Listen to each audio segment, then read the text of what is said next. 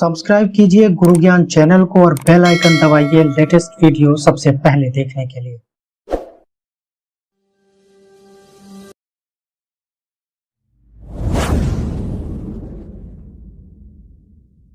Hello नमस्कार दोस्तों, मेरा नाम है के उपाध्याय और आप देख रहे हैं गुरुजी आईएएस। दोस्तों, ये हमारी पॉलिटी की सीरीज चल रही है और पॉलिटी की सीरीज में हम बात कर रहे हैं डीपीएसपी की। डीपीएसपी का ये हमारा दूसरा वीडियो है। इससे पहले वीडियो में हमने डीपीएसपी के थ्योरेटिकल पोर्शन को डिस्कस किया था। दोस्तों, अगर आप यूपीएससी की तैयारी कर रहे हैं तो मैं चाहूँगा कि इस वीडियो को देखने से पहले आप हमारे डीपीएसपी के पहले पार्ट को देख लें, ताकि आपको ये समझ आ जाए कि डीपीएसपी को भारतीय संविधान में क्यों शामिल किया गया था। जबकि पहले से मौलिक अधिकारों को शामिल किए जाने की बात चल रही थी, उनको शामिल किया जा रहा था, लेकिन संविधान सभा ने इसे क्यों शामिल किया और इसे क्यों प्रवर्तनीय नहीं बनाया, यानी अनिवार्य क्यों नहीं बनाया, क्यों मौलिक अधिकारों से अलग रखा गया। इसके संबंध में अगर ये भी बात हमने डिस्कस की थी कि अगर मौलिक अधिकारों और निदेशक तत्वों के मध्य विवाद उत्पन्न हो जाए, कॉन्फ्लिक्ट उत्पन्न हो जाए, तो किस प्रकार से उनको सुलझाया जाता है, या फिर ये कहें कि मौलिक अधिकारों और डीपीएसपी के बीच में इन दोनों में कौन सबसे अधिक प्रभावशाली है या सबसे अधिक सर्वोच्चता रखता है। इस वीडियो में आज हम बात करेंगे मौलिक अधिकारों और निदेशक तत्वों में अंतर की। दोस्तों देखिए, डीपीएसपी और मौलिक अधिकार दोनों अलग अलग चीजें हैं। मौलिक अधिकारों को संविधान के भाग 3 में रखा गया है, उसी प्रकार से डीपीएसपी को संविधान के भाग 4 में रखा गया है। ठीक है, अगर मैं बात करता हूं डीपीएसपी की, तो इनका जो स्वरूप अगर देखा गया है, इनका स्वरूप कैसा है, विधिक स्वरूप नहीं है, यानी कि ये कानूनी नहीं है। मतलब ये कि ये कानून के द्वारा या अदालत के द्वारा इनको लागू नहीं कराया जा सकता। आप इनको लेकर अदालत नहीं जा सकते। अदालत आपको ये नहीं कह सकती कि भाई आपको अगर डीपीएसपी का आपका उल्लंघन हुआ है तो आप हमारे पास आइए। नहीं, मौलिक अधिकारों का अगर उल्लंघन होता है तो आप मौलिक अधिकारों को लेकर सुप्रीम कोर्ट जा सकते हैं, अदालत जा सकते हैं। इसीलिए इनका स्वरूप कैसा है, विधिक स्वरूप है।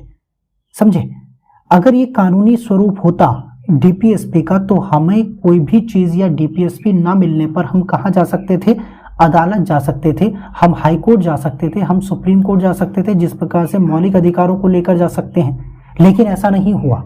ठीक है, उसी प्रकार से अगर दूसरा देखें तो ये राज्य के लिए बाध्यकारी नहीं है, समझे, लेकिन मौलिक अधिकार राज्य के लिए बाध्यकारी है। डीपीएसपी का क्रियान्वयन राज्य की इच्छा पर निर्भर करता है।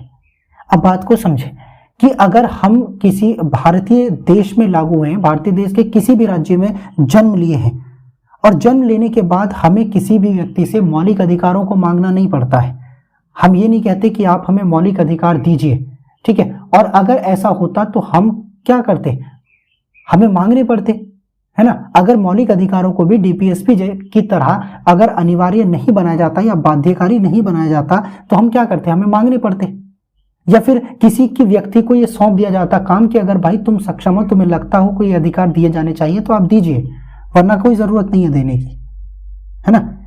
तो अब क्या होता है कि ये राज्य की इच्छा पर निर्भर करते हैं, बाध्यकारी नहीं है, यानी कि हम राज्य को बाध्य नहीं कर सकते। हमने कुछ एग्जाम्पल्स की बात की थी, जैसे हमने की थी मनरेगा की बात, हमने आयुष्मान कार्ड की बात की थी, हमने mid day meal free education की बात की थी कि नहीं। हमने ये भी बात की थी कि अगर किसी व्यक्ति को अगर पेंशन नहीं मिल रही है तो वो अदालत नहीं जा सकता। पेंशन व्यवस्था की, वृद्ध पेंशन की हमने बात की थी। ठीक है, ये सारी चीजें जो स्कीम है, जो योजनाएं हैं, वो राज्य की इच्छा पर निर्भर है। अगर मान लेते हैं कि आज राज्य ये कह दे कि हम पेंशन हटाएंगे, क्या करेंगे, हम आज के बाद किसी व्यक्ति को पेंशन नहीं देंगे, तो क्या आप अदालत जा सकते हैं? तो क्या आप ये कह सकते हैं कि भाई मेरी पेंशन क्यों खत्म कर दी गई है? नहीं, आप नहीं जा सकते। क्यों? क्योंकि राज्य को ये पहले से ही निर्देश है कि अगर राज्य किसी चीज को, योजना को या किसी स्कीम को देने में सक्षम है तो तभी वो दे सकता है, अन्यथा नहीं देगा। लेकिन अगर मैं बात मौलिक अधिकारों की करूं तो मौलिक अधिकार राज्य के पास संसाधन हो या ना हो वो देगा ही देगा, इसीलिए राज्य के लिए ये बाध्यकारी है, समझे। और इन्हीं से जुड़ा हुआ एक पॉइंट और है कि डीपीएसपी राज्य के लिए सकारात्मक दृष्टिकोण के हैं, जबकि मौलिक अधिकार राज्य के लिए नकारात्मक दृष्टिकोण के हैं। जो चीज किसी व्यक्ति को बाध्यकारी कर रही हो, यानी बाध्य कर रही हो, रिस्ट्रिक्ट कर रही हो, सीमित कर रही हो, तो वो तो सकारात्मक दृष्टिकोण हो नहीं सकता। अगर आपको मैंने ये कहा कि भाई आप मेरी क्लास में नहीं बैठेंगे, तो मैंने आपको रिस्ट्रिक्ट कर दिया, तो ये तो आपके लिए नकारात्मक हुआ कि भाई मुझे क्यों अलग किया जा रहा है। उसी प्रकार से अगर कोई व्यक्ति, अगर राज्य के पास कोई संसाधन नहीं है, फिर भी मौलिक अधिकारों के दायरे में होते हुए वो चीज उसको देनी पड़ रही है, तो ये तो नकारात्मक दृष्टिकोण हुआ राज्य के लिए, राज्य बाध्य हुआ। लेकिन डीपीएसपी के मामले में ऐसा नहीं है। डीपीएसपी के मामले में अगर राज्य को लगेगा देना चाहिए तो ठीक है, नहीं लगेगा तो नहीं देगा वो,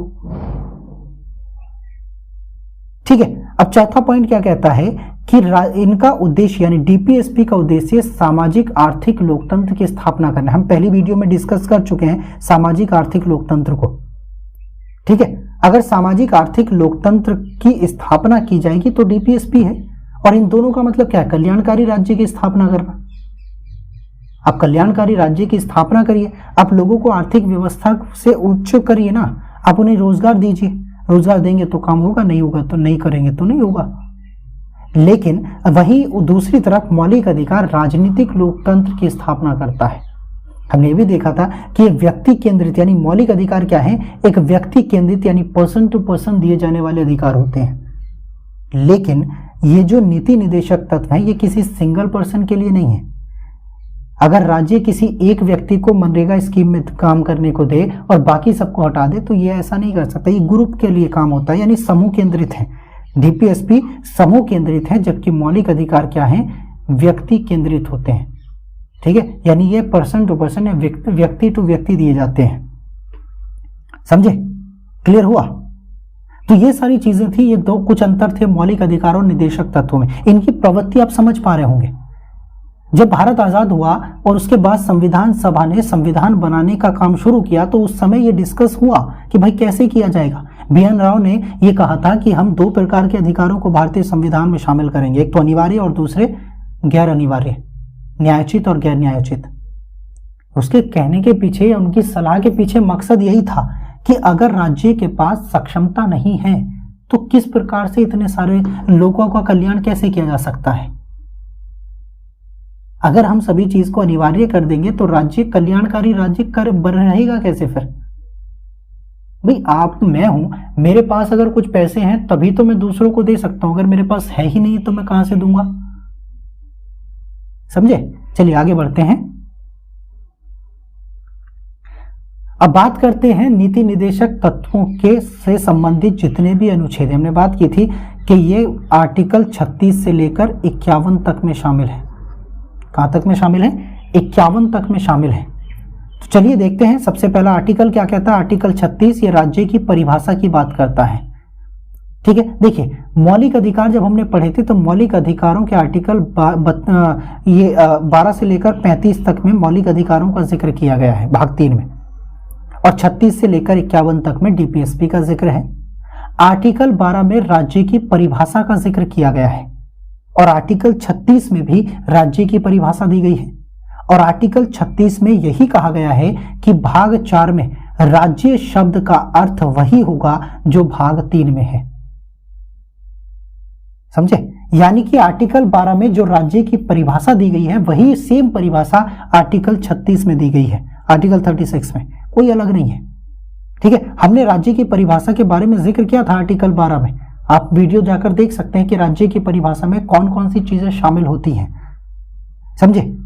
तो इसमें सिंपल सी है कि राज्य की परिभाषा दी गई है और कहा गया है कि भाग 4 में राज्य शब्द का अर्थ वही होगा जो भाग 3 में है, यानी कि अनुच्छेद 12 में।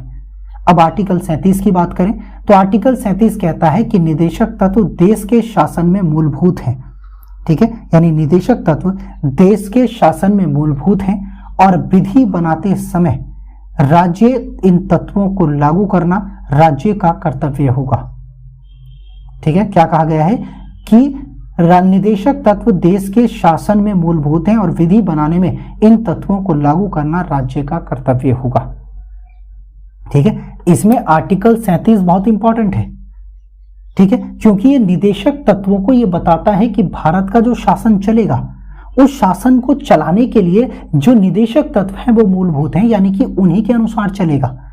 क्योंकि संविधान निर्माताओं का उद्देश्य था अल्टीमेटली समाज का कल्याण करना, समाज में समानता लाना, और निदेशक तत्व क्या करते हैं? सामाजिक लोकतंत्र की स्थापना करते हैं, सामाजिक आर्थिक लोकतंत्र की स्थापना करते हैं। और उन्हीं से क्या होता है कि समाज में समानता उत्पन्न होती है, समाज में समानता लाने का प्रयास किया जाता है। और इसीलिए यह भी कहा गया है आर्टिकल 37 में कि अगर राज्य कोई कानून बनाएगा तो उन कानूनों को बनाते समय, उन विधियों को बनाते समय डीपीएसपी को ध्यान में रखेगा। समझे? अब जब इनको बात आती है मूलभूत की, कि शासन में मूलभूत है, मान लेते हैं कि कोई व्यक्ति है और उस व्यक्ति को सरकार में शामिल कर लिया गया, लेकिन उसे यह नहीं पता है कि शासन किस प्रकार से किया जाए, काम किस प्रकार से किया जाए, कल्याण किस प्रकार से किया जाए। तो उसे क्या करना चाहिए कि उसे नीति निदेशक तत्वों को पढ़ना चाहिए, उसे एक नजर डीपीएसपी पर डालनी चाहिए कि उद्देश्य क्या है, हम अपना देश किस तरफ ले जाना चाहते हैं, हम अपना समाज किस तरफ ले जाना चाहते हैं। यह उद्देश्य है, समाज का कल्याण करना डीपीएसपी का प्रमुख उद्देश्य माना गया है। ठीक है, अब बात करते हैं आर्टिकल 38 की, यानी 38 की। देखिए, राज्य जन कल्याण की अभिवृद्धि के लिए, किसके लिए? जन के कल्याण की अभिवृद्धि के लिए सामाजिक व्यवस्था को बढ़ावा देगा। क्या करेगा? सामाजिक व्यवस्था को बढ़ावा देगा। राज्य जन कल्याण, जन किसका? लोगों का कल्याण, और लोगों की कल्याण की वृद्धि करने के लिए सामाजिक व्यवस्था को बढ़ावा दिया जाएगा। ये जो आर्टिकल 38 है, ये समाजवादी विचारधारा से संबंधित है। किससे? सामाजिक विचारधारा किससे संबंधित है? और यह देश में लोगों के साथ साथ विभिन्न क्षेत्रों के मध्य विद्यमान असमानताओं को कम करने का प्रयास करता है। ठीक है, यानी कि इसका मकसद यह है, समाजवादी विचारधारा से संबंधित यह सिद्धांत है आर्टिकल 38। और इसका काम क्या है कि समाज में लोगों के बीच और समाज के अन्य जितने भी क्षेत्र हैं, जितने भी डायमेंशंस हैं, उन डायमेंशंस में, उन क्षेत्रों में अगर असमानता विद्यमान है तो उन असमानता को क्या करेगा? कम करने का प्रयास करेगा। कौन करेगा? राज्य करेगा। ठीक है, ये सारे काम राज्य के हैं। डीपीएसपी में जितनी भी व्यवस्थाएं की गई हैं वो सब राज्य के लिए निर्देश हैं, व्यक्तियों के लिए नहीं है। लेकिन कहा यह गया है कि राज्य इन निर्देशों का प्रयोग लोगों के लिए करेगा। इन डीपीएसपी का प्रयोग अपने लिए नहीं कर सकता, राज्य लोगों के लिए करेगा, जन कल्याण के लिए करेगा। ठीक है, आगे बढ़ते हैं। और आगे दूसरा पॉइंट ये कहता है कि यह अनिवार्य रूप से शिक्षा के अवसर में समानता के साथ ही रोजगार सुनिश्चित करने के लिए, प्रयास करने के लिए भी दिशा निर्देशित करता है। ठीक है, यानी डीपीएसपी का आर्टिकल 38 क्या कहता है? अनिवार्य रूप से शिक्षा के अवसर में समानता लेकर आना और उसके साथ साथ रोजगार सुनिश्चित करने के लिए प्रयास करेगा या दिशा निर्देश देगा। ठीक है, यानी लोगों को रोजगार सुनिश्चित कराया जाए और शिक्षा के अवसर उपलब्ध कराए जाए, अनिवार्य शिक्षा के अवसर प्राप्त कराए जाए, उनमें समानता लाई जाए। ऐसा ना हो कि किसी अलग अलग व्यक्तियों में असमानताएं व्याप्त हो जाए शिक्षा को लेकर, ऐसा नहीं है। रोजगार सुनिश्चित करेगा और उसके साथ साथ अनिवार्य रूप से शिक्षा के अवसर की समानता भी लेकर आएगा। ठीक है, अब इसके बाद सबसे इंपॉर्टेंट आर्टिकल की हम बात करते हैं, आर्टिकल 39। इंपॉर्टेंट आर्टिकल है और हमने पिछली वीडियो में आपने देखा होगा कई बार आर्टिकल 39B और 39C का हमने जिक्र किया था कि नहीं? आर्टिकल 39B और 39C। अब इस आर्टिकल का हमने इतनी बार डिस्कस क्यों किया? पूरी क्लास की जो थ्योरेटिकल पोर्शन है, नीति निदेशक तत्वों को लेकर संविधान में किए जाने वाले संशोधन या सुप्रीम कोर्ट के द्वारा दिए जाने वाले फैसले इन्हीं दो आर्टिकल के इर्द गिर्द घूमते हुए थे। ठीक है, इतनी इंपॉर्टेंट आर्टिकल्स हैं। आर्टिकल 39 में दो हैं, यानी कि एक तो आर्टिकल 39 में 6 क्लॉज दिए गए हैं और एक आर्टिकल 39A, ये अलग आर्टिकल है। ठीक है, हम बात करते हैं आर्टिकल 39 की। राज्य के द्वारा अनुसरण किए जाने वाले कुछ नीति तत्व या नीति निदेशक तत्व, यानी जिनका प्रयोग राज्य करेगा या करता है, उनका अनुसरण करने के बाद ही काम करेगा। ठीक है, कॉपी करेगा। तो क्या कहा गया है कि राज्य अपनी नीतियों का इस प्रकार संचालन करेगा कि सुनिश्चित रूप से सभी नागरिकों को जीविका के पर्याप्त साधन प्राप्त करने का अधिकार हो। आर्टिकल 39 का सब क्लॉज ए क्या कहता है कि सभी नागरिकों को जीविका, ये शब्द याद रखना, जीविका के पर्याप्त साधन प्राप्त करने का अधिकार हो। अब जीविका का क्या मतलब होता है? देखो, यहां पर रोजगार की बात नहीं की गई है। हमने इससे पहले आर्टिकल 38 में रोजगार की बात की गई है कि रोजगार सुनिश्चित करेगा, लेकिन आर्टिकल 39 में रोजगार का जिक्र नहीं है। वहां पर जिक्र किसका है? जीविका या आजीविका का जिक्र है। अब इन दोनों में अंतर होता है। रोजगार का मतलब होता है किसी व्यक्ति को उसकी योग्यता के अनुसार काम उपलब्ध कराना या काम दिलवाना, है ना, क्या करवाना, उसको काम देना। लेकिन जीविका का मतलब है कि हर किसी व्यक्ति को जीविकोपार्जन के लिए, अपना जीवन यापन करने के लिए जिन चीजों की आवश्यकता है उन चीजों के पर्याप्त साधन प्राप्त कराना, उन साधनों को पर्याप्त कराना। पर्याप्त रूप में जिन चीजों की जरूरत हमें अपना जीवन यापन करने के लिए पड़ती है, राज्य क्या करेगा? उन जीविका के पर्याप्त संसाधनों को प्राप्त करने का अधिकार है व्यक्ति को। यह राज्य सुनिश्चित करे कि ऐसा किया जाए। ठीक है। अब आर्टिकल 39 का क्लॉज बी क्या कहता है कि सामूहिक हित के लिए समुदाय के भौतिक संसाधनों का समान वितरण। ये दो आर्टिकल इतने इंपॉर्टेंट हैं जिनको लेकर ही आज संविधान में संशोधन किया गया। हमने 25वें संविधान संशोधन की बात की थी, कॉन्स्टिट्यूशन अमेंडमेंट जो 1971 में किया गया था कि नहीं? 25वें संविधान संशोधन की हमने बात की थी और इसमें मूल अधिकारों में आर्टिकल 31C जोड़ा गया था, आर्टिकल 31C जोड़ा गया था। अब आर्टिकल 39B कहता है कि सामूहिक हित के लिए समुदाय के भौतिक संसाधनों का समान वितरण किया जाए। अब भौतिक संसाधन क्या है? कुछ भी हो सकता है, खनिज पदार्थ हो सकते हैं या भूमिगत जो चीजें प्राप्त होती है भूमि से, वो हो सकती है, जमीन हो सकती है। ठीक है, ऐसी वो चीजें जो भौतिक संसाधन हैं उनका समुदायों के भीतर समान रूप से वितरण होना चाहिए, किसी एक व्यक्ति को केंद्रित नहीं होना चाहिए। आपने देखा होगा कि भूमि से जो भी चीज निकलती है, जो भी खनिज पदार्थ निकलते हैं, उस पर सरकार का अधिकार होता है और सरकार क्या करती है कि सरकार उसका समान वितरण करती है लोगों में। ठीक है, बांटती है। तो उसी प्रकार से अनुच्छेद जो 39B है वो यही कहता है कि सामूहिक हित के लिए समुदाय के भौतिक संसाधनों का समान वितरण किया जाए। इस प्रकार से वितरण हो कि लोगों को या समूह को, पूरे के पूरे समूह का कल्याण हो सके, उनका हित हो। ठीक है, लेकिन उनके अहित में वितरण नहीं किया जा सकता। अगर मैं ये कहूं कि कोई चीज निकली है, खनिज पदार्थ है या भूमि है, ठीक है, और भूमि को मैंने किसी एक व्यक्ति के यहाँ केंद्रित करके रख दी कि भाई इस पूरे गांव की जमीन का जो केंद्रीकरण होगा वो तुम्हारे पास है, तुम अपने अनुसार चलाओ, तो क्या ये सही है? क्या ये लोगों का हित है? नहीं है, लोगों का हित नहीं है। जब भारत आजाद हुआ तो उसके बाद में जमींदारी उन्मूलन हुआ कि नहीं? तो उसमें भी क्या हुआ कि जमीन का समान वितरण किया गया। लोगों के पास बहुत अधिक जमीन जिनके पास थी, अगर मान लेते हैं कि गांव में एक व्यक्ति के पास इतनी जमीन है और दूसरे व्यक्ति के पास इतनी जमीन है, तो इनको समान रूप से लेकर आना ही जमींदारी उन्मूलन था। अब क्या हुआ कि जब यहां पर मौलिक अधिकारों को शामिल भी किया गया है, संविधान में भी शामिल किया है, मौलिक अधिकार भी है।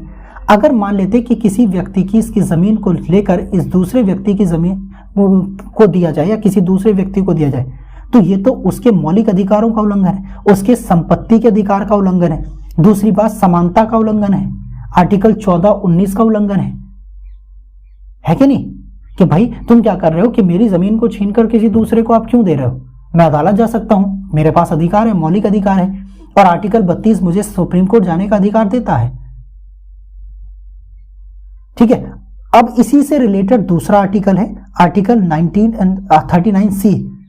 ठीक है, क्या है? 39C है, जो क्या कहता है कि धन और उत्पादन के संसाधनों को संकेंद्रण को रोकना, यानी कि धन और उससे उत्पादन के जो साधन हैं उनका संकेंद्रण रोका जाए, यानी उनका केंद्रीकरण रोका जाए। ठीक है, किसी एक व्यक्ति के हाथों में इनका केंद्रीकरण नहीं होना चाहिए।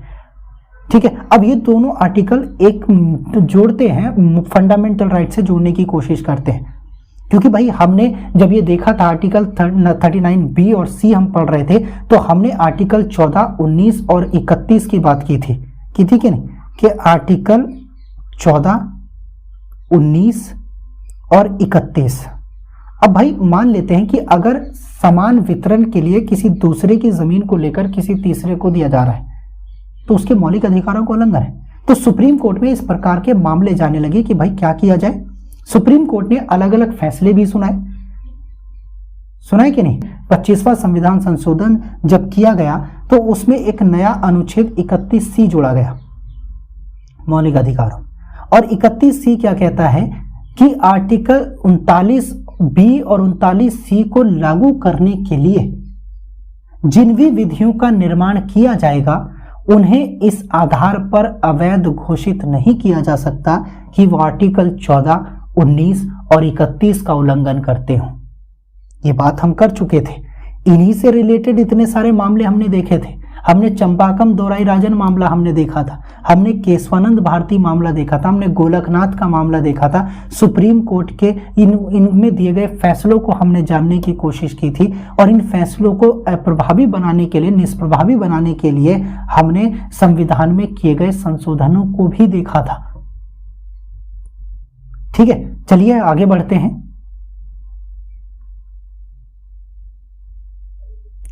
आर्टिकल 39D कहता है कि पुरुषों और स्त्रियों को दोनों का समान कार्य के लिए समान वेतन दिए जाने चाहिए, यानी कि समान कार्य के लिए समान वेतन। हमारे भारत में, या मैं कहूँ पुराने भारत में, जो हम आज तो खैर नया भारत है, पुराने भारत की बात करूँ तो उसमें ये माना जाता था कि स्त्रियां पुरुषों से कमजोर होती हैं, वो पुरुषों के बराबर काम नहीं कर सकती हैं। लेकिन आज नया भारत है और स्त्रियों और पुरुषों को समान माना जाता है और समान वेतन दिया जाता है। आर्टिकल 39D ये कहता है कि पुरुष और स्त्रियां दोनों के लिए समान कार्यों के लिए समान वेतन उपलब्ध कराया जाए। अब देखिए, आप यहां पर थोड़ा ये समझने की कोशिश करिए कि अगर आपको क्या है कि डीपीएसपी के किसी भी आर्टिकल को लेकर आप अदालत नहीं जा सकते। आप ये नहीं कह सकते कि मुझे मनरेगा स्कीम नहीं मिली।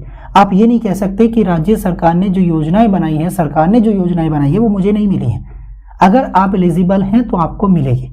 लेकिन आर्टिकल 39D आपको अदालत जाने का अधिकार देता है। यह कहता है कि अगर पुरुष और महिलाएं दोनों के दोनों समान लेवल पर काम कर रही हैं, लेकिन फिर भी पुरुष को अधिक सैलरी और महिला को कम सैलरी दी जा रही है, तो इसके अगेंस्ट अदालत जाया जा सकता है।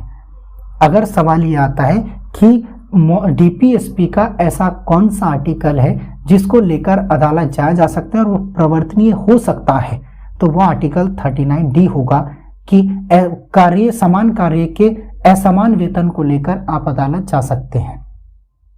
ठीक है, चलिए आर्टिकल 39E की बात करते हैं। पुरुष और स्त्री कर्मकारों के स्वास्थ्य और शक्ति तथा बालकों के बलात् श्रम से संरक्षण प्राप्त हो। ठीक है, राज्य क्या करे कि पुरुष और स्त्री जो कर्मकार हैं, यानी कि पुरुष भी हो सकता है, महिला भी हो सकता है, जो कर्मकार यानी वर्कर्स हैं, उनके स्वास्थ्य का ध्यान रखा जाए और उनकी शक्ति का ध्यान रखा जाए, उन्हें शक्ति प्राप्त कराई जाए। ठीक है, का तथा बालकों के बलात् श्रम से संरक्षण प्राप्त हो सके, यानी बालकों से ऐसा काम नहीं कराया जाए जो उनकी एज के हिसाब से ज्यादा हो या खतरनाक कार्य हो। ठीक है, क्योंकि बालक तो डरते हैं, मना नहीं करेंगे कि भाई चलो, उनके तो क्या है, उनसे बोलोगे आप ये काम करो तो वो कर देंगे। उन्हें नहीं पता कि इतनी समझ नहीं होती है कि कौन सा काम खतरनाक है और कौन सा नहीं होता है। लेकिन राज्य सुनिश्चित करेगा कि राज्य के पुरुष और स्त्री कर्मकारों के स्वास्थ्य, शक्ति और बालकों के बलात् श्रम से संरक्षण प्राप्त हो। ठीक है, अब इसमें F एक नया आर्टिकल है, अगला 39F। देखो, ये आर्टिकल मूल संविधान में शामिल नहीं था, इसको 42वें संविधान संशोधन 1976 के द्वारा जोड़ा गया है, जो क्या बात करता है कि बालकों को स्वतंत्र और गरिमामय वातावरण में स्वस्थ विकास के अवसर की सुविधाएं दी जाएं। यानी बालकों को स्वतंत्र रूप से रहने का अधिकार हो, उन्हें गरिमामय वातावरण में रहने का अधिकार हो, उनके स्वस्थ रहने के लिए उनके स्वास्थ्य के विकास के अवसर उपलब्ध कराए जाएं, उनको सुविधाएं दी जाएं कि व्यक्ति जो बालक हैं वो अपना स्वतंत्र रूप से अपने गरिमामय वातावरण में रह सकते हैं, अपना विकास कर सकते हैं और वो स्वस्थ रह सकते हैं। इस प्रकार की सुविधाएं राज्य बालकों को उपलब्ध कराएगा। ठीक है, हमने बात की आर्टिकल 39 के क्लॉजेस की। अब बात करते हैं एक नया आर्टिकल, आर्टिकल 39A। ठीक है, ये क्लॉज नहीं है, ये अलग आर्टिकल है, आर्टिकल 39A। ठीक है, ये समान न्याय और निःशुल्क विधिक सहायता की बात करता है। किसकी बात करता है कि लोगों को समान न्याय प्रदान किया जाए और उनको अगर कोई व्यक्ति अगर गरीब है, वो अपने अदालत में वकील रखने के पैसे उसके पास नहीं है, तो निःशुल्क विधिक सहायता भी उपलब्ध कराई जाए लोगों को। ये भी समाज के कल्याण की ही बात है। ठीक है, तो क्या कहता है आर्टिकल 39A कि राज्य सुनिश्चित करेगा, क्या करेगा कि राज्य सुनिश्चित करेगा कि विधिक तंत्र यानी कानूनी तंत्र इस प्रकार काम करे कि समान अवसर के आधार पर न्याय सुलभ हो सके और कोई भी न्याय प्राप्त करने के अवसर से वंचित ना रह जाए। ठीक है, तो यानी कि क्या कहा गया है कि राज्य यह सुनिश्चित करेगा कि विधिक तंत्र यानी कानूनी सिस्टम इस प्रकार से काम करे कि वो सभी के लिए समान अवसर के आधार पर न्याय दे सके और न्याय को आसान यानी सुलभ बना सके। बहुत आसान, कि लोगों को आसान भाषा में न्याय मिल सके, सुलभ आसान तरीके से न्याय मिल सके, इस प्रकार का अवसर देने का या ये सुनिश्चित करने का काम राज्य करेगा। और कोई राज्य यह भी सुनिश्चित करेगा कि कोई भी व्यक्ति न्याय प्राप्त करने के अवसर से वंचित न रह जाए किसी भी आधार पर, यानी कि कोई व्यक्ति इस आधार पर वंचित नहीं रह सकता न्याय पाने के कि वो गरीब है, ठीक है, या वो न्याय पाने के योग्य नहीं है, या समाज के निचले तबके से आता है। राज्य ऐसा नहीं करेगा। राज्य सुनिश्चित करेगा कि राज्य में रहने वाला हर एक तबका, चाहे वो ऊपर का हो या सबसे नीचे का हो, उसको न्याय मिलना चाहिए और राज्य ये सुनिश्चित करने का अवसर प्रदान करेगा और खुद भी ये सुनिश्चित करेगा कि ऐसा हो जाए या ऐसा किया जाए। ठीक है, आर्टिकल 39 क्या है, इसमें आगे कहा गया है कि समाजवादी विचारधारा से संबंधित है। समाजवादी विचारधारा यानी लोगों में, समाज में समानता लाना, ये एक विचारधारा से संबंधित है। इसे 42वें संविधान संशोधन 1976 के द्वारा जोड़ा गया। यह राज्य को निर्देश देता है कि राज्य यह सुनिश्चित कर सके कि देश की न्यायिक प्रणाली सभी के लिए समान रूप से उपलब्ध हो सके। यही बात हमने अभी पहले की है। ठीक है, समान रूप से प्रणाली, न्यायिक प्रणाली सभी के लिए समान रूप से उपलब्ध हो सके, इस बात को सुनिश्चित करेगा आर्टिकल 39 के तहत राज्य। ठीक है, केंद्र सरकार ने इस उद्देश्य की प्राप्ति के लिए राष्ट्रीय विधिक सहायता प्राधिकरण अधिनियम 1987 पारित किया। यानी कि जब ये बात सामने आई, आर्टिकल 39 के विचारों को लाने की बात की गई, राज्य को निर्देश दिए गए आर्टिकल 39 में, तो राज्य ने क्या किया कि भाई इस उद्देश्य की पूर्ति के लिए कि जो आर्टिकल 39A है वो बेसिकली कह क्या रहा है कि हमें न्यायिक सहायता समान रूप से देनी है लोगों को। उसके लिए, उस उद्देश्य की पूर्ति के लिए केंद्र सरकार ने 1987 में राष्ट्रीय विधिक सहायता प्राधिकरण अधिनियम की स्थापना कर दी, उसको पारित किया। ठीक है, और क्या किया कि इस अनुच्छेद के तहत यानी 39A के तहत नीति निर्देशक उद्देश्यों की प्राप्ति के लिए अप्रैल 2017 में 3 विधि सेवा संबंधी पहल की। ठीक है, क्या काम किया 39 को प्राप्त करने के लिए? पहली बात तो ये कि 42वें संविधान संशोधन के द्वारा आर्टिकल 39 जोड़ा गया और इसका मकसद है कि न्यायिक प्रणाली सभी के लिए समान रूप से उपलब्ध हो। ऐसा करने के लिए उसने 1987 में राष्ट्रीय विधिक सहायता प्राधिकरण अधिनियम पारित किया। उसके बाद 2017 में उसने 3 विधिक सेवा संबंधी पहल को शुरू किया, यानी सरकार ने अप्रैल 2017 में 3 पहलें की। पहली पहल ये थी कि प्रो बोनो लीगल सर्विस, इसे क्या कहा गया? प्रो बोनो लीगल सर्विस कहा गया। यह वेब आधारित एक प्लेटफॉर्म है। क्या आधारित? यानी ऑनलाइन एक व्यवस्था है, वेब पोर्टल पर आधारित एक प्लेटफॉर्म है जो ये बात करता है कि वकीलों को स्वैच्छिक रूप से, यानी उनकी इच्छा के अनुसार, जबरदस्ती नहीं, वकीलों को स्वैच्छिक रूप से इस प्लेटफॉर्म के साथ जुड़कर वंचित वर्गों को निःशुल्क विधिक सहायता प्रदान करने का उपबंध करता है।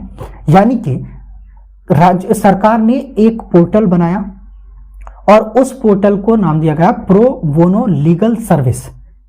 ठीक है, जिसका मतलब होता है कि वकील अगर वो चाहते हैं स्वैच्छिक रूप से अपनी इच्छा के अनुसार, अपनी इच्छा अनुसार अगर वो चाहते हैं कि मुझे इस प्लेटफॉर्म से जुड़कर ऐसे लोगों की मदद करनी है जो वंचित वर्ग के हैं, यानी जो क्या कर सकते हैं कि विधिक या कानूनी सहायता पाने के लिए उनके पास पैसा नहीं है, उन लोगों की निःशुल्क यानी कि फ्री विधिक सहायता मैं दे सकूं, उनके साथ जुड़कर या इस प्लेटफॉर्म के साथ जुड़कर मैं उन्हें विधिक सहायता प्रदान कर सकूं। यह सरकार की एक पहल थी। सरकार ने दूसरी पहल क्या की कि टेली लॉ सर्विस को शुरू किया। टेली लॉ सर्विस ये क्या थी कि ये ग्रामीण क्षेत्रों में रहने वाले गरीब और कमजोर लोगों को सरल एवं मुफ्त कानूनी सहायता प्रदान करने के लिए टेली लॉ सर्विस प्रारंभ की गई। यानी कि ये ऐसी सर्विस थी टेली लॉ सर्विस कि भाई कमजोर जो वर्ग हैं, ग्रामीण क्षेत्र में जो वर्ग हैं, उनके लिए सरल और मुफ्त कानूनी सहायता दी जाए, यानी सुलभ तरीके से ये सर्विस टेली लॉ सर्विस शुरू की गई थी। ये 2017 में शुरू की थी, ठीक है। और तीसरी सर्विस थी न्याय मित्र, ठीक है। लेकिन जैसे ही टेली लॉ सर्विस को शुरू किया गया और ये कहा गया कि टेली लॉ सर्विस क्या है, इसमें कॉन्फ्रेंसिंग के माध्यम से वकीलों द्वारा मुफ्त कानूनी सहायता प्रदान की जानी थी। टेली लॉ सर्विस आप समझ ही रहे क्या मानना होगा कि इस योजना में कॉमन सर्विस सेंटर यानी CSC सेंटर, जिसे जनसेवा केंद्र कहा जाता है, वहां से वीडियो कॉन्फ्रेंसिंग के माध्यम से जरूरतमंदों को वकीलों द्वारा मुफ्त कानूनी सहायता प्रदान की जा सकती थी। यह हुआ टेली लॉ सर्विस कि अगर कोई व्यक्ति, कोई वकील अगर मुफ्त कानूनी सहायता देना चाहता है तो वो सर्विस सेंटर के वीडियो कॉन्फ्रेंसिंग के माध्यम से ऐसा कर सकते हैं। लोगों को आसानी होगी, ठीक है, सरल सहायता होगी, मुफ्त कानूनी सहायता होगी, लेकिन सर्विस सेंटर के माध्यम से ऐसा किया जा सकता है वीडियो कॉन्फ्रेंसिंग के माध्यम से। यानी आप उधर बैठे हैं, जैसे वीडियो कॉल करते हैं उस प्रकार से ये कानूनी सहायता दी जानी थी। तीसरा है न्याय मित्र, ठीक है, तीसरा है न्याय मित्र। इसका उद्देश्य लंबित पड़े मामलों का शीघ्रता से निपटान करना था। न्याय मित्र योजना जब शुरू की गई तो सरकार ने यह सुनिश्चित करने के लिए की थी, उस उद्देश्य को प्राप्त करने के लिए की थी कि इसका उद्देश्य उसका उद्देश्य यह है कि जो अदालतों में लंबित पड़े मामले हैं, यानी पेंडिंग जो मामले हैं, उन पेंडिंग मामलों से शॉर्टली उनका निपटान किया जाए, जल्द से जल्द उनका निपटान किया जाए, जितनी जल्दी हो सके। ये न्याय मित्र थी, ठीक है। हमने 3 सेवाओं का जिक्र किया। पहली सेवा थी प्रो बोनो लीगल सर्विस, दूसरी थी टेली लॉ सर्विस, और तीसरी जो सर्विस थी वो न्याय मित्र सर्विस थी, जिसका मतलब था कि जल्द से जल्द पेंडिंग पड़े मामलों का निपटारा किया जाए, ठीक है। अब आर्टिकल 40 की बात करते हैं। आर्टिकल 40 ग्राम पंचायतों के संगठन की बात करता है। किसकी बात करता है? ग्राम पंचायतों के संगठन की बात करता है। यह राज्य को स्थानीय निकायों की स्थापना, यानी कि राज्यों को स्थानीय निकायों की स्थापना और उन्हें पर्याप्त शक्तियां प्रदान करने का निर्देश देता है। यानी कि आर्टिकल 40 ये कहता है कि राज्यों को स्थानीय निकायों की स्थापना करनी चाहिए और उन्हें पर्याप्त शक्तियां प्रदान करनी चाहिए, यह निर्देश देता है आर्टिकल 40, ठीक है। और इसी के संबंध में देखिए, ये जो आर्टिकल 40 है ये गांधी जी विचारधारा पर आधारित है, गांधी जी की विचारधारा पर आधारित है, ठीक है। तो इसी से संबंधित यानी ग्राम पंचायतों के संगठन से रिलेटेड भारतीय सरकार के द्वारा 1992 में 1992 में 73वां और 74वां संविधान संशोधन पारित किए गए, अधिनियम पारित किए गए, जो स्थानीय निकायों की स्थापना सरकार के तीसरे स्तर के रूप में करने की व्यवस्था करते हैं। देखिए, हमारे यहाँ पर सरकार के 3 स्तर हैं, ठीक है। सबसे पहले हमारे पास केंद्र स्तर की सरकार है, ठीक है। अगर मैं इस प्रकार की हायरार्की देखूं तो सबसे ऊपर केंद्र सरकार की, उसके नीचे हमारे पास क्या है? राज्य सरकार है, और सबसे नीचे मैं बात करूं जिसकी हम अभी ग्राम पंचायतों की बात कर रहे हैं तो यहां पर स्थानीय सरकार है, ठीक है। ये 3 स्तर की सरकार हमारे पास है, केंद्र सरकार, उसके अधीन राज्य सरकार और उसके अधीन स्थानीय सरकार आती है, ठीक है। ये 3 स्तर होते हैं सरकार के, और 73वां और 74वां संशोधन जो किया गया वो स्थानीय यानी तीसरे स्तर यानी सबसे निचला स्तर जो स्थानीय स्तर है उस स्तर को लाने की व्यवस्था करता है 73 और 74। 73 कॉन्स्टिट्यूशनल अमेंडमेंट ग्राम पंचायतों से संबंधित है, यानी कि ये जो 73वां संविधान संशोधन है ये ग्राम पंचायत से संबंधित है, और ये जो 74वां संविधान संशोधन है ये नगर पंचायत से संबंधित है, ठीक है दोस्तों। चलिए आगे बढ़ते हैं और बात करते हैं आगे की। प्रशासनिक व्यवस्था में इनकी पर्याप्त भागीदारी सुनिश्चित करने के लिए नियम उपाय किए गए हैं, ठीक है। यानी प्रशासनिक व्यवस्था में इनकी पर्याप्त भागीदारी हो। किनकी पर्याप्त भागी? स्थानीय स्वशासन की पर्याप्त भागीदारी हो। इसके लिए कुछ नियम के उपाय किए गए हैं, कुछ कानून बनाए गए हैं, जैसे राष्ट्रीय ग्राम स्वराज्य योजना, राष्ट्रीय ग्राम स्वराज्य योजना, ठीक है। इसका उद्देश्य ग्राम सभाओं को सशक्त करके साथ ही स्थानीय निकायों को अधिक शक्तियां का हस्तांतरण करके मजबूत बनाना है। देखिए राष्ट्रीय ग्राम, हम भाई अगर आप एक बात को समझो कि अगर हमने किसी वजह से ग्राम पंचायतों का गठन कर दिया और उन्हें शक्ति ही नहीं दी तो वह किस प्रकार की, उनका क्या फायदा। तो उसी लिए सरकार यह भी सुनिश्चित करती है प्रशासनिक व्यवस्था में कि जो ये स्थानीय शासन है, ये जो अपना प्रशासन चलाएंगे, इनके पास कौन कौन से अधिकार, कितनी शक्तियां होनी चाहिए, ये भी तो तय किया जाना चाहिए। 73वें और 74वें संविधान संशोधन में ये व्यवस्था की गई कि हम नगर पंचायतों और ग्राम पंचायतों का गठन करेंगे, उन्हें कुछ शक्तियां भी देंगे और उनके लिए कुछ सशक्त भी करेंगे, उन्हें मजबूत भी बनाएंगे, ठीक है। तो इसके लिए पहला नियम क्या बनाया गया, पहली व्यवस्था क्या की गई, राष्ट्रीय ग्राम स्वराज्य योजना।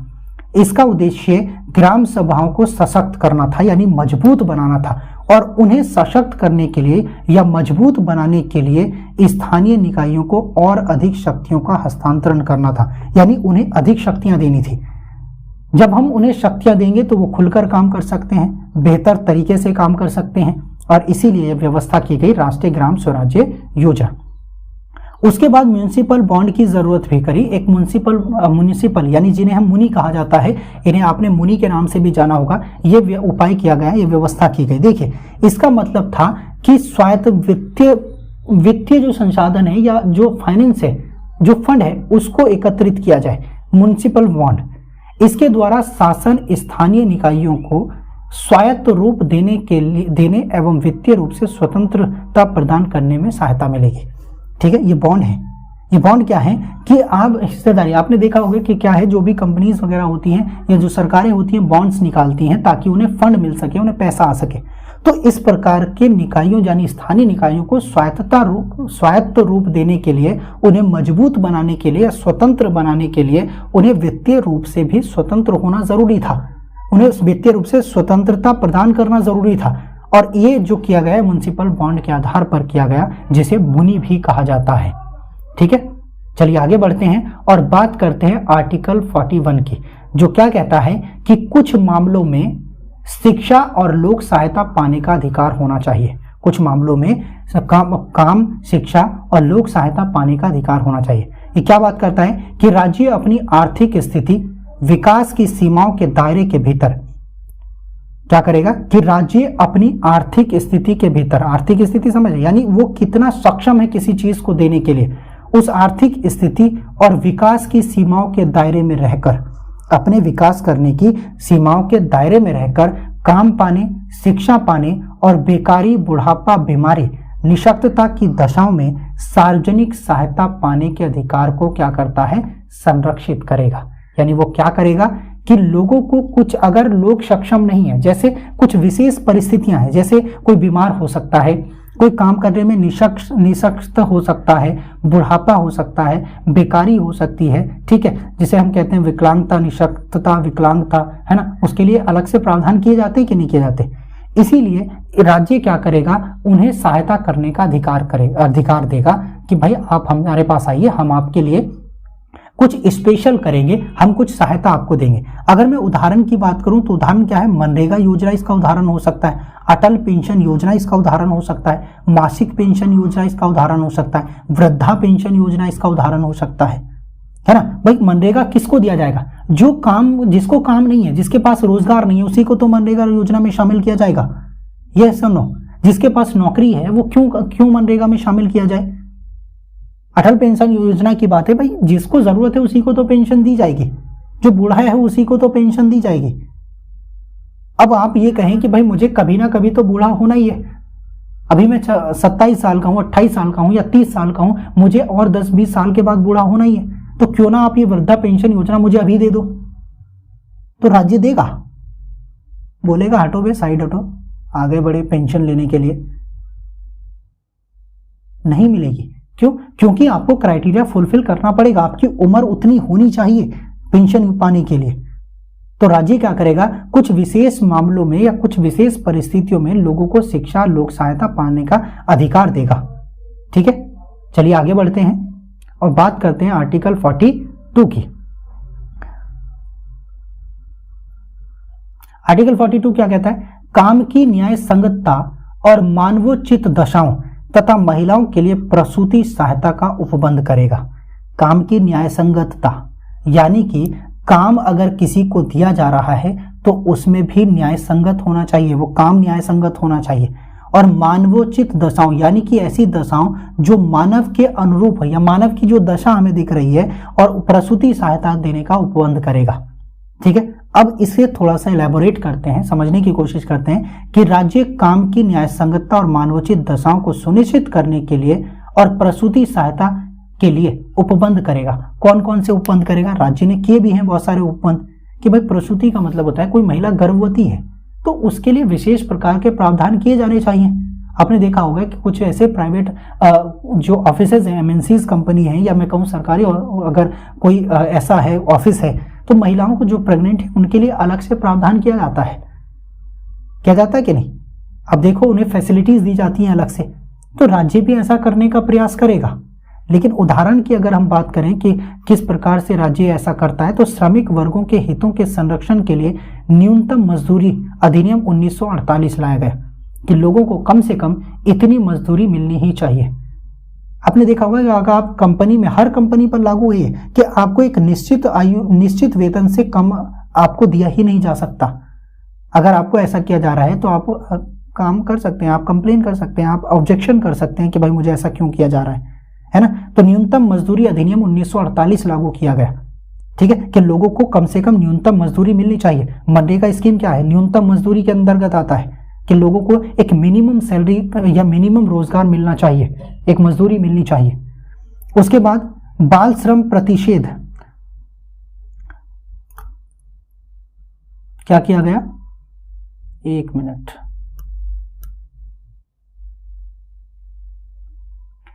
बाल श्रम प्रतिषेध एवं विनियमन अधिनियम 1986 लागू किया गया और स्थिति में सुधार के लिए दीनदयाल उपाध्याय श्रमेव जयते कार्यक्रम का प्रारंभ किया गया। 3 चीजें की गई, न्यूनतम मजदूरी अधिनियम, उसके बाद बाल श्रम प्रतिषेध एवं विनियमन अधिनियम, और तीसरा सुधार किया गया, कार्यक्रम चला गया दीनदयाल उपाध्याय श्रमेव जयते। ठीक है, आपने देखा सत्यमेव जयते, तो ये क्या है, दीनदयाल उपाध्याय श्रमेव जयते। श्रम मतलब मजदूरी, समझ रहे हैं। आगे बढ़ते हैं और प्रसूति सहायता संबंधी के लिए मातृत्व लाभ संशोधन अधिनियम 2017 लागू किया गया। मजदूरी के लिए, काम के लिए तो हमने 3 बना दिया, न्यूनतम मजदूरी अधिनियम बना दिया, बाल श्रम अधिनियम बना दिया, दीनदयाल उपाध्याय श्रमेव जयते योजना लेकर आ गए, कार्यक्रम लेकर आ गए। प्रसूति सहायता के लिए भी तो कुछ करना था, तो प्रसूति सहायता के लिए सरकार ने क्या किया, मातृत्व लाभ संशोधन अधिनियम 2017 लागू किया, जिसके तहत प्रसूति के दौरान महिलाओं को विशेष उपबंध कराए जा सके। समझे, ठीक है। आगे आर्टिकल 43 कहता है कि कर्मकारों के लिए निर्वाह मजदूरी आदि प्रदान की जाए। यह गांधी जी के ग्रामोदय के सिद्धांत से संबंधित है। यानी कि ये जो आर्टिकल है, आर्टिकल 43, ये ग्रामोदय उद्योग था, सिद्धांत था ना गांधी जी का, तो गांधी जी के ग्रामोदय के सिद्धांत से संबंधित है। राज्य द्वारा ग्राम विकास एवं जीवन स्तर में सुधार के लिए अनेक बोर्ड, निगम, आयोग की स्थापना की गई, जैसे हैंडलूम बोर्ड, हस्तशिल्प board, jute board, silk board आदि की स्थापना की गई। ये क्यों की गई? ताकि लोग अपने घरों में भी काम कर सकें, अपना बिजनेस शुरू कर सके, है ना। अपने हैंडलूम का काम कर सकते हैं, हस्तशिल्प हस्तकला बना सके, जूट का काम कर सके। यानी मतलब लोग ग्राम में रहते हुए अपने लिए, अपने आप से, खुद से अपने जीवन यापन करने के लिए रोजगार उत्पन्न कर रहे हैं।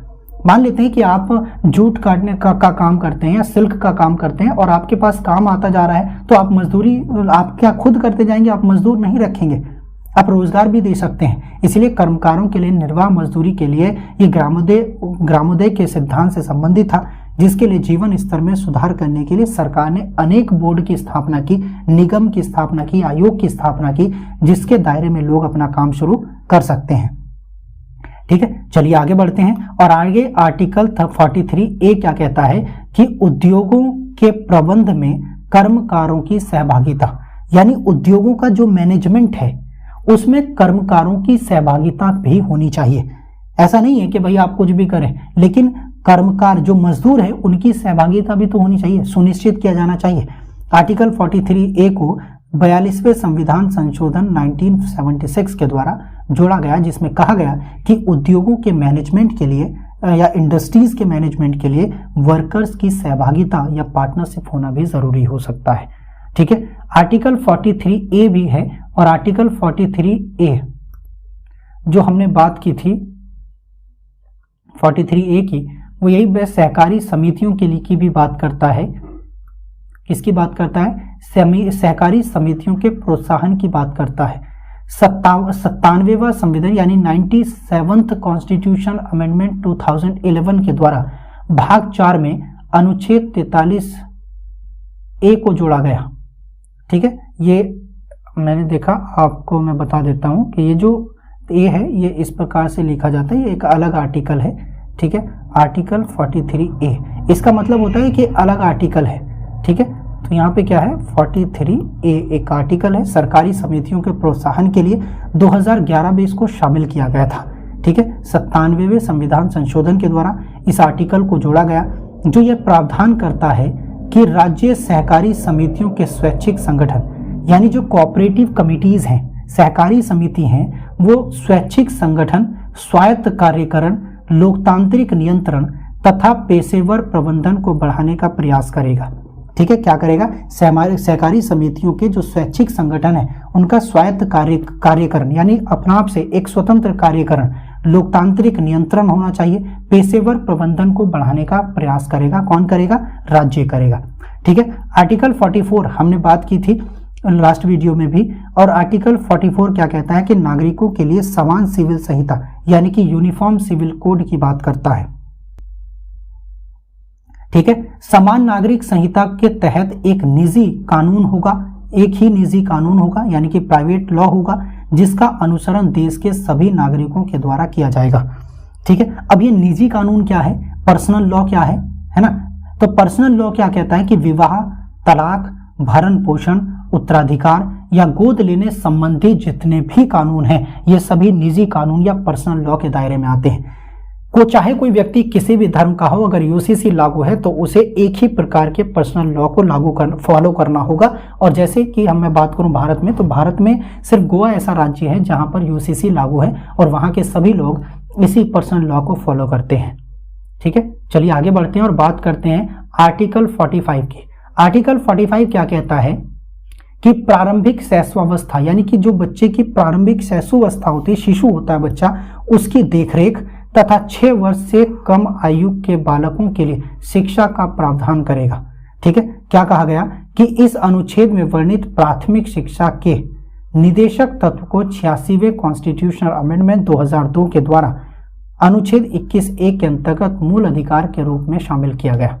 अब देखो क्या है, यहां पर कहा गया प्रारंभिक शैशवावस्था यानी बच्चे की जो शिशु अवस्था होती है उस अवस्था में तथा 6 वर्ष से कम आयु के जो बालक होते हैं उनके लिए शिक्षा का प्रावधान करेगा। आपने देखा होगा कि जो आंगनवाड़ी होते हैं उसमें बच्चों को भेजा जाता है कि नहीं, है ना? बच्चे जाते हैं उसमें, और क्या होता है कि बच्चे को निःशुल्क शिक्षा देने का प्रावधान किया जाता है। ठीक है, लेकिन ये सिर्फ डीपीएसपी था, लोग अगर राज्य चाहता तो दे सकता था और ना चाहे तो नहीं दे सकता था। लेकिन एक सरकार को या राज्य संसद को ये महसूस हुआ कि बच्चों की शिक्षा उनका मौलिक अधिकार होना चाहिए, तो इसने राज्य ने क्या कहा, 86वें संविधान संशोधन को लागू किया 2002 में, और आर्टिकल 21 में एक और मौलिक अधिकार जोड़ा गया जिसमें शिक्षा संबंधी मौलिक अधिकार को शामिल कर दिया गया। ठीक है, आपको एक बात याद रखनी है, मैं यहां पर आपको क्लियर कर देता हूं कि जितने भी शिक्षा से संबंधित संशोधन हुए हैं, है ना, जो मोस्ट इंपॉर्टेंट हम संशोधन पढ़ते हैं एजुकेशन से संबंधित, वो सभी 86वें संविधान संशोधन अधिनियम 2002 के द्वारा हुए हैं। ठीक है, ये बात आप याद रखना। और आर्टिकल 21 जो जीवन का अधिकार की बात करता है, राइट टू लाइफ की बात करता है, ठीक है, तो उसके अंतर्गत ही, मौलिक अधिकारों के अंतर्गत ही इस शिक्षा को डाल दिया गया कि प्रारंभिक शिक्षा मौलिक अधिकार उसके जीवन के अधिकार का होगा। अगर कोई व्यक्ति शिक्षा बच्चे को या बालक को शिक्षा से वंचित करता है तो उसका मतलब होगा कि वो उसके जीवन के अधिकार के से संबंधित नहीं है, उसे क्या कर रहा है, उसे हटाने की कोशिश कर रहा है। ठीक है, और व्यक्ति को रहने के लिए क्या किया जाना चाहिए, अपना जीवन यापन करने के लिए, गरिमापूर्ण जीवन जीने के लिए क्या करना चाहिए, आर्टिकल 21 के तहत उसे शिक्षा मिलनी चाहिए। ठीक है, चलिए बात करते हैं आर्टिकल 46 की। और आर्टिकल 46 कहता है कि अनुसूचित जातियों और जनजातियों और अन्य दुर्बल वर्गों के लिए शिक्षा और आर्थिक हितों की अभिवृद्धि करेगा। यानी राज्य क्या करेगा, जो SC STs हैं और जो अन्य कमजोर वर्ग हैं उन्हें शिक्षा की अभिवृद्धि देगा, उन्हें शिक्षा प्राप्त करने के सुनिश्चित करेगा कि उन्हें शिक्षा प्राप्त हो। ठीक है, उच्च स्तर की शिक्षा प्राप्त हो और उनके आर्थिक हितों को भी बढ़ाने का काम करेगा राज्य। ठीक है, यह कहा गया आर्टिकल 46 में। और आर्टिकल 47 कहता है कि पोषाहार स्तर यानी पोषाहार स्तर और जीवन स्तर को बढ़ाने तथा लोक स्वास्थ्य का सुधार करने का राज्य का कर्तव्य होगा। क्या होगा, पोषाहार स्तर यानी जो लोग हम जो भोजन करते हैं उसमें उनके स्तर को बढ़ाना, यानी कि उस क्वालिटी वाइज भोजन होना चाहिए। जीवन स्तर को बढ़ाने का काम किया जाएगा, उसमें चाहे आपको एजुकेशन दी जाए या फिर आर्थिक स्थिति को आपका मजबूत किया जाएगा। और लोक स्वास्थ्य का सुधार करने का भी राज्य का कर्तव्य होगा कि लोगों का स्वास्थ्य बेहतर हो, उसमें सुधार किया जाए, यह राज्य का कर्तव्य होगा। ठीक है, अब इस संबंध में राज्य सरकार ने क्या क्या किया है कि इस निदेशक तत्व को क्रियान्वित करने के लिए, कौन से निदेशक तत्व को, कि पोषाहार स्तर, जीवन स्तर को बढ़ाने और लोक स्वास्थ्य का सुधार करने के लिए जो भी किया गया है, जो भी क्रियान्वयन किए गए हैं वो राज्य ने किए हैं। जैसे मिड डे मील योजना को प्रारंभ किया है कि बच्चों को अगर वो स्कूल जा रहे हैं तो उन्हें मिड डे मील मिले। ठीक है, प्रारंभ किया गया ताकि पोषाहार में सुधार किया जा सके, लोगों को प्रोटीन युक्त भोजन दिया जा सके। ठीक है, लोगों के जीवन स्तर में सुधार करने के लिए कुछ कदम उठाए गए, जैसे एकीकृत ग्रामीण विकास कार्यक्रम 1978 में चलाया गया। ठीक है, जवाहर रोजगार योजना 1989 में चलाई गई। ठीक है, एक और योजना आई स्वर्ण जयंती ग्राम स्वराज योजना 1999 में, और उसके बाद 2001 में एक और योजना शुरू की गई जिसे संपूर्ण ग्राम रोजगार योजना कहा जाता है। ठीक है, इस प्रकार की कुछ योजनाएं सरकार ने चलाई ताकि लोगों के जीवन स्तर को बढ़ाया जा सके और मिड डे मील योजना यानी कि पोषाहार स्तर को बढ़ाया जा सके। इस प्रकार की व्यवस्थाएं राज्य सरकारों के द्वारा की गई। दोस्तों, जब मैं यहाँ पर राज्य सरकारों की बात कर रहा हूं तो राज्य का मतलब पॉलिटी पढ़ते वक्त केंद्र होता है। ठीक है, तो सरकार या राज्य सरकार यानी केंद्र सरकार की बात हो रही है। ठीक है, सरकारों की बात हो रही है, तो आप ये ना समझें कि मैं किसी यूपी सरकार या बिहार की सरकार की बात कर रहा हूं। ठीक है, तो इसमें आपको कंफ्यूज नहीं होना है। चलिए आगे बढ़ते हैं और बात करते हैं आर्टिकल 48 की, कृषि और पशुपालन का संगठन। इसका कृषि और पशुपालन के संगठन की बात की गई है। कहा गया है कि राज्य कृषि और पशुपालन को आधुनिक और वैज्ञानिक प्रणालियों से संगठित करने का प्रयास करेगा, यानी तकनीकी के माध्यम से कृषि की जाए, पशुपालन किया जाए और आधुनिक ये जो न्यू टेक्नोलॉजीज हैं, ठीक है, मॉडर्न टेक्नोलॉजी, इन प्रणालियों के हिसाब से, साइंटिफिक प्रणालियों के हिसाब से, सिस्टम के हिसाब से ये सारे काम किए जाएं। उसके साथ साथ ये भी कहा गया कि गायों और बछड़ों और अन्य दुधारू एवं वाहक पशुओं की नस्लों की रक्षा की जाए, उनका परिरक्षण किया जाए, उनमें सुधार के लिए और उनके वध का प्रतिषेध करने का प्रयास किया जाए। ठीक है, यानी कि प्रशिक्षण करने का राज्य क्या करेगा, उन्हें सुधार करेगा और उनके वध को रोकने का या प्रतिषेध या प्रतिबंधित करने का प्रयास करेगा कि गाय बछड़ों या अन्य दुधारू पशुओं का वध ना हो सके, ये सुनिश्चित करना भी राज्य का कर्तव्य होगा। ठीक है, चलिए आगे बढ़ते हैं। राज्य द्वारा किए गए कुछ प्रयास हैं, जैसे मृदा स्वास्थ्य कार्ड योजना, ठीक है, प्रधानमंत्री फसल बीमा योजना, प्रधानमंत्री सिंचाई योजना, ये सारी वो योजनाएं हैं जिन्हें राज्य ने शुरू किया है कृषि और पशुपालन आदि के लिए। कृषि के लिए मृदा स्वास्थ्य कार्ड की आपको ये तय हो सकता है कि आपकी मृदा कितनी स्वस्थ है, क्या आपको करना चाहिए, इस प्रकार की सभी व्यवस्थाएं राज्य सरकार के द्वारा की गई। आगे आर्टिकल 48A कहता है कि पर्यावरण संरक्षण तथा संवर्धन और वन तथा वन्य जीवों की रक्षा करेगा, कि राज्य क्या करेगा, पर्यावरण की रक्षा करेगा, संवर्धन करेगा और वन और वन्य जीवों की रक्षा करेगा कि उन्हें कोई हानि ना पहुंचे। आपने देखा होगा कि वन्य जीवों के लिए आपको अलाउ नहीं है मारना, आपको पकड़ना अलाउ नहीं है, जो वन्य जीव हैं, समझ रहे हैं, पेड़ों को काटना, जंगल के पेड़ों को काटना आपको अलाउ नहीं है। ठीक है, उनका संवर्धन करना राज्य का कर्तव्य होगा, पर्यावरण को सुरक्षित रखना, उनका संरक्षण करना राज्य का कर्तव्य होगा। और ये जो आर्टिकल 48A है, ये भी 42वें संविधान संशोधन के द्वारा भारतीय संविधान में शामिल किया गया। ठीक है, आगे बढ़ते हैं और बात करते हैं आर्टिकल 49 की। आर्टिकल 49 कहता है कि राष्ट्रीय महत्व के स्मारकों, स्थानों, दोस्तों ये स्थान है, स्थानों और वस्तुओं का संरक्षण करना, विश्व धरोहर स्थलों, प्राचीन स्मारकों और पुरातात्विक स्थलों का संरक्षण राष्ट्रीय महत्व का है। पर्यटन गतिविधियों के संदर्भ में इन स्थलों का आर्थिक महत्व भी है।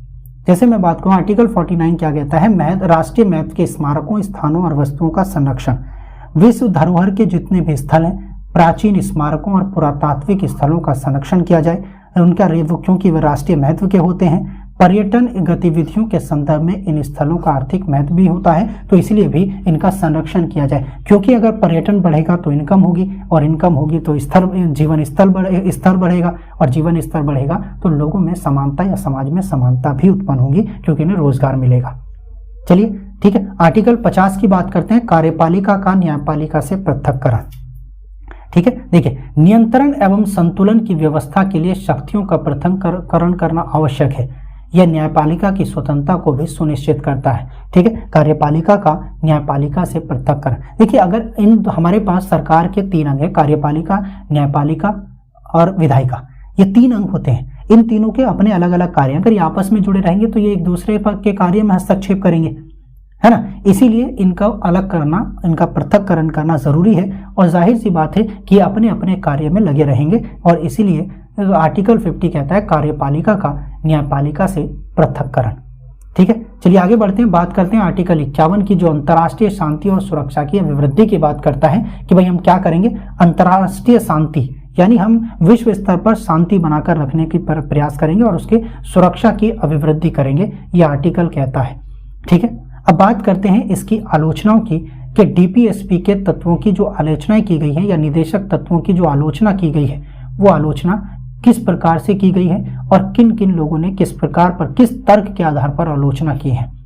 ठीक है दोस्तों, कोई भी काम आ जाए, आलोचनाएं तो होती हैं सभी के लिए, कोई भी काम सभी लोगों के लिए सही नहीं होता है, कुछ के लिए खराब होता है, कुछ के लिए सही होता है। तो उसी प्रकार से हम इसकी आलोचनाओं का जिक्र करेंगे। सबसे पहले कहा गया है कि जो निदेशक तत्व हैं उनमें निरंतरता एवं तारतम्यता की कमी है, यानी कि निरंतर नहीं है।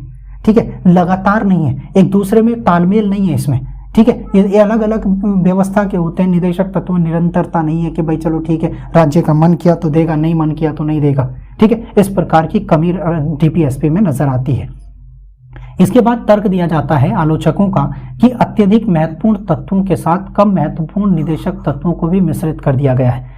कुछ लोगों ने ये कहा कि भाई अच्छी बात है, डीपीएसपी को लाया जाना जरूरी था, क्योंकि लोगों का कल्याण करना जरूरी है, लेकिन इसमें कमी यह है कि आपने या संविधान निर्माताओं ने कुछ डीपीएसपी को जो महत्वपूर्ण थे उन्हीं के साथ उन डीपीएसपी को भी शामिल कर दिया, या मिश्रित या मिक्स कर दिया, जो इंपॉर्टेंट ही नहीं है, उनको अलग करना चाहिए था। ठीक है, इस प्रकार के आलोचकों की कुछ विचारधाराएं हैं। इसमें एक व्यक्ति हैं श्रीनिवासन ने कहा कि निदेशक तत्वों को न तो उचित तरीके से वर्गीकृत किया गया है, यानी उनको वर्गीकृत नहीं किया गया, अलग तरीके से नहीं किया गया। देखो, हमने जो डीपीएसपी का वर्गीकरण देखा उन आर्टिकल्स का, सामाजिक विचारधारा, गांधीवादी विचारधारा, उदारवादी विचारधारा को लेकर, ये संविधान में वर्गीकृत नहीं है, ये हमने उनकी प्रवृत्ति के आधार पर डिवाइड किया है, उनका वर्गीकरण किया है, क्लासिफिकेशन किया है, लेकिन संविधान में ऐसा नहीं है। और श्रीनिवासन ने भी ये कहा कि निदेशक तत्वों का कोई उचित तरीके से वर्गीकृत नहीं किया गया, उनका वर्गीकरण नहीं किया गया, और ना ही तर्कसंगत तरीके से व्यवस्थित किया गया है, जिसको जहां देखा वहीं डाल दिया। ये भी कहते हैं श्रीनिवासन कि इनको अगर व्यवस्थित रूप से रखा जाता, ठीक है, इनके तर्कसंगत तरीके से रखा जाता, इनकी तर्कता को देखा जाता, ठीक है, लॉजिकल वे में रखा जाता, और इनका वर्गीकरण एक उचित तरीके से किया जाता, तो ये बेहतर थे। ठीक है, उसके बाद केटी शाह है, और केटी शाह ने इनकी आलोचना करते हुए कहा है कि यह एक ऐसा चेक है जिसका भुगतान बैंक की इच्छा पर निर्भर करता है। ठीक है, क्या है कि यह एक ऐसा चेक है जिसका भुगतान बैंक की इच्छा पर निर्भर करता है। अगर बैंक में पैसा है, बैंक के पास पैसा है तो देगा, नहीं है तो नहीं देगा। यही तो बात है। केटी शाह ने कौन सा गलत किया है कि अगर मैं बैंक में चेक लेकर गया 1 लाख रुपए का, बैंक में 1 लाख रुपए है ही नहीं, तो वो मुझे चेक क्यों देगा, क्यों भुगतान करेगा मुझे उस चेक का। उसी तरीके से राज्य के मामले में भी है डीपीएसपी, कि हम कह तो रहे हैं कि डीपीएसपी को लागू करो, संविधान कह रहा है कि लागू करो, करने का प्रयास करो, लेकिन प्रयास तो तब करेगा ना जब राज्य के पास कुछ संसाधन होंगे, राज्य के पास जब पैसे होंगे। राज्य के पास संसाधन ही नहीं तो वो क्यों करेगा। उसी प्रकार से केटी शाह ने इसकी आलोचना की है कि ये ठीक है, अच्छी बात है, लेकिन अनिवार्य नहीं है। ये एक ऐसा चेक है जिसका भुगतान बैंक की इच्छा पर निर्भर करता है। ठीक है, आगे कहा गया कि संविधान देश का बुनियादी कानून है, यानी संविधान देश का बुनियादी कानून है। संविधान ये बताता है कि देश किस प्रकार से चलेगा, ठीक है, लोगों के क्या अधिकार होंगे। इसमें कुछ भी ऐसा शामिल नहीं होना चाहिए जो गैर न्यायोचित है।